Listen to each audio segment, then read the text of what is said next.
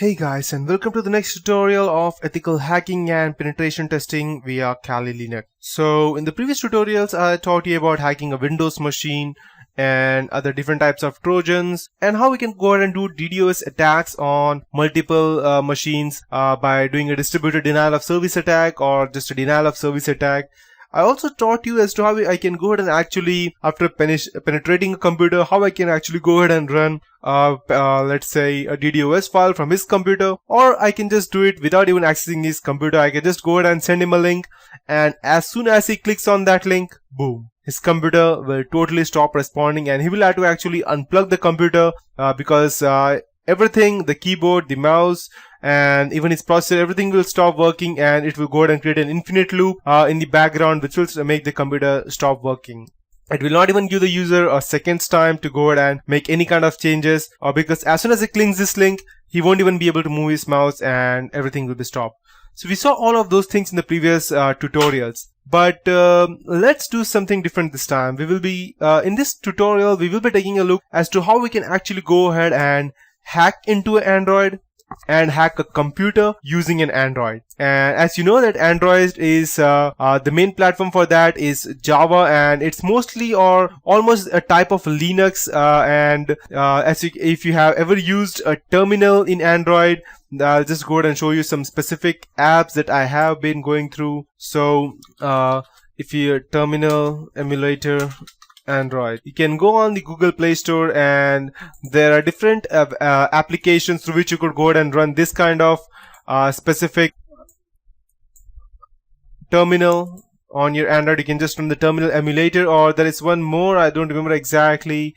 Yeah, terminal IDE. Perfect. So these are the two most awesome terminals that you could run on your Android. And if you have let's say if you have a rooted phone, and in case you don't know what root is actually gaining administrative rights, or not even administrative, the system rights to a phone.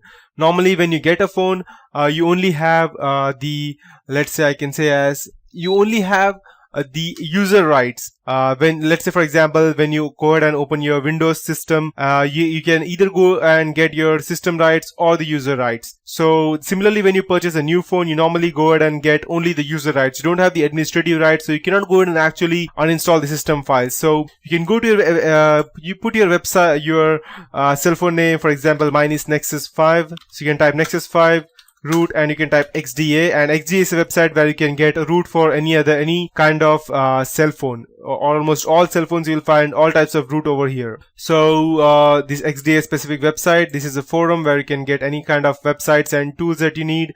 Not websites, sorry, you can get any kind of let's say mods that you need for your cell phone. And right now I'll be showing you different tools through which you could go ahead and hack into another person's cell phone, or you could go ahead and actually hack into another person's network, and it can also go ahead and lead to how anyone else can go ahead and access your network as well. So besides these apps, if you are running it as a root, then it's awesome, and it will also find similar. And if you're using Nexus 5 or Nexus 7, Nexus 8, Nexus 9, it doesn't matter which one, you can also go ahead and download the Kali Linux for Nexus. And because it works only on Nexus and OnePlus 1, it will also work on other let's say other phones as well, such as Note 2, Note 3, but it may not work that good, and some modules may not work. So if you have Nexus series, then you can go ahead and download NetHunter version of Kali Linux, and this is the Kali Linux version for NetHunter.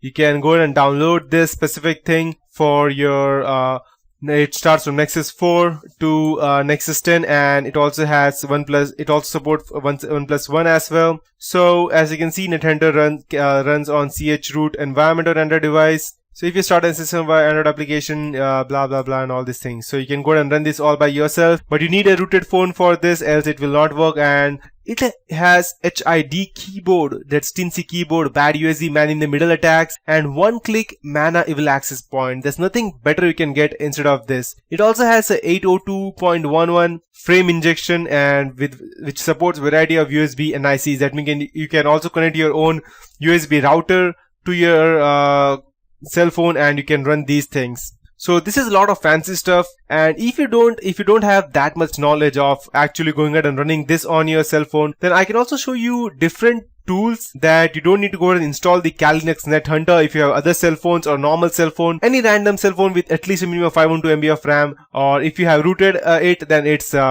more than enough. So I'll show you different applications which you could use to go ahead and use it for your penetration testing. So the first thing would be a terminal emulator, as I showed you, and the terminal IDE. IDE normally takes up a good amount of space, and we also have the SSH option to go ahead and let me check which one was it exactly. I believe it was, let me check.